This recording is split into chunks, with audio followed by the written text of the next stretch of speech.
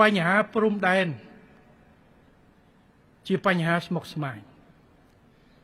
នៅក្នុងអាស៊ានទាំងអស់ខ្ញុំមើល10ប្រទេសណាប្រទេសដែលតិចណាស់ដែលអត់មានបញ្ហាព្រំដែនជាមួយប្រទេសជិតខាងម៉ាឡេស៊ីជាមួយនឹងសិង្ហបុរីឥណ្ឌូនេស៊ីជាមួយនឹងដូចសិង្ហបុរីថៃម៉ាឡេស៊ីបញ្ហាដែលបន្សល់ពីចំនួនអាណានិគមរាប់រយឆ្នាំមកប៉ុន្តែការជ្រើសរើសក្នុងការដោះស្រាយគឺយកវិធីសាស្ត្រសន្តិវិធីនិយាយគ្នាកន្លែងខ្លះគេទៅ ICJ កន្លែងខ្លះគេមានគណៈកម្មការទ្វេភាគីធ្វើការដោយមិនប្រើការបាញ់គ្នាការកំហឹងឬក្តៅដាក់គ្នាយើងក៏មានដែរជាមួយថៃតាំងពីឆ្នាំ2000មកយើងបានធ្វើការកំណត់បកគោល74បកគោលរួចទៅហើយបកគោលវាមានលេខ73វា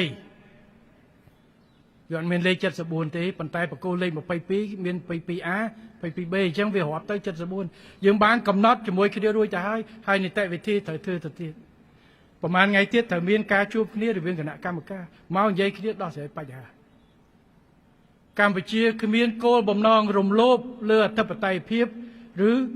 បូរណភាពទឹកដីរបស់អ្នកណាហើយក៏យើងមិនអោយអ្នកណាមករំលោភយើងដែរនេះជាគោលការណ៍ប៉ុន្តែដោះស្រាយយ៉ាងម៉េចគឺដោះស្រាយតាមគោលការណ៍ដោយប្រទេសអាស៊ានផ្សេងទៀតគេធ្វើជាមួយគ្នាមានគណៈកម្មការព្រំដែនមានច្បាប់អន្តរជាតិមានសន្ធិសញ្ញាអនុសញ្ញាដែលយើងធ្វើ20ឆ្នាំហើយដែលយើងអាចឲ្យប្រជាជនដកដង្ហើមបាននៅពេលដែលមន្ត្រីទទួលខុសត្រូវមិនឲ្យប្រជាជនមករងជុលមុខបែបគ្នានេះហើយគឺជាអ្វីនៃការត្រៀមពន្លត់ចំនួនបាទហើយបើគ្មានការឯកភាពគ្នាទ្វេភាគីគ្មានពីណាបាត់អីទេត្រូវតែមានការឯកភាពគ្នាបាទច្បាប់គឺអញ្ចឹងហើយយើងប្រើប្រាស់យន្តការច្បាប់យន្តការអន្តរជាតិដើម្បីជួយនៅក្នុងការដោះស្រាយបញ្ហានេះ